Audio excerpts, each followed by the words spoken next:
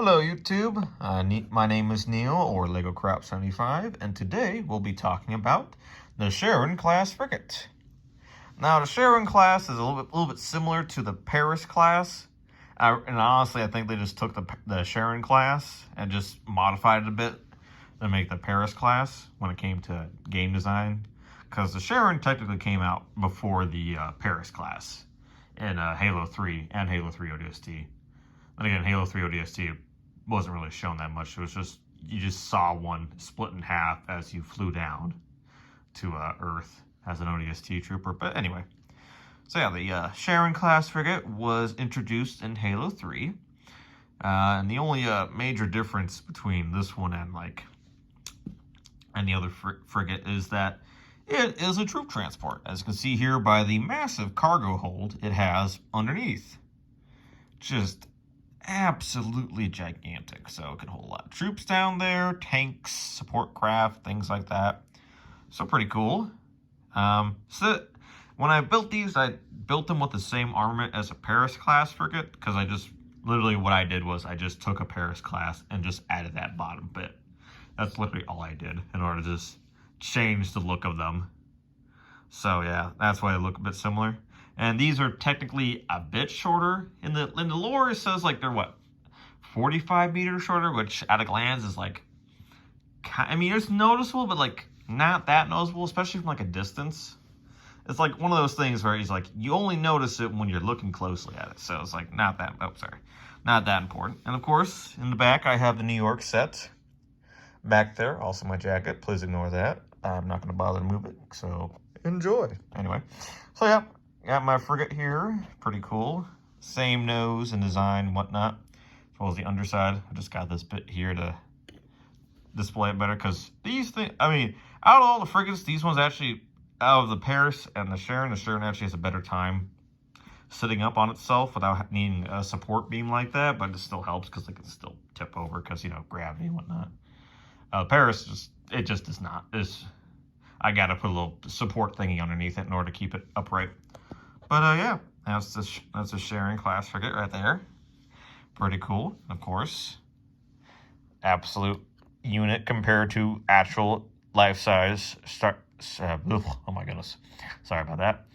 Absolute unit compared to these buildings we have in real life, and yeah.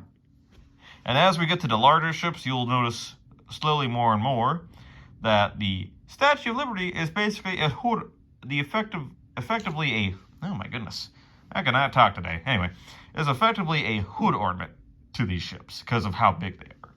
But we won't see that until we get to the much bigger ships. So yeah, that's the real one I have built there. And I'll now show you the one I have in the digital program. And again, we shall look at the floor, the glorious floor that is my house. You gotta be in that mood. And here we are. The Charon class frigate that I have built in the studio program. See here, I've smoothed it out a lot more in here. Added some smoother bits here to cover up studding. Because I'm not really a huge fan of having open exposed studs. In fact, I'm probably going to change this later on to make it look better, like I have for the Paris class frigate. But yeah, I got the same winglet design and whatnot. And also, main difference from the real one to this one is that I improved this to make it look more like the side sponsons, or what are those are called on the real frigate, so that it's, you know, actually look like it's just part of the side, not like a whole bulkhead on the ship. So yeah, underside, more little cannons. This one I actually did reduce the total cannon count, which I might do further to symbolize how much of a troop transport it is. I mean, it still has a MAC gun, which is pretty much standard for most frigates. But, you know, without, like, major amounts of side armament, it's really just a long-range support sniper at that point. Since, you know, troop transport and all that. Don't really want these on the front lines unless you want to lose your ability to land and field troops and all that jazz. Now, this one I do have instructions for, all set up and all looking snazzy and whatnot. I'm not going to show that because I do actually plan on selling the instructions because, you know,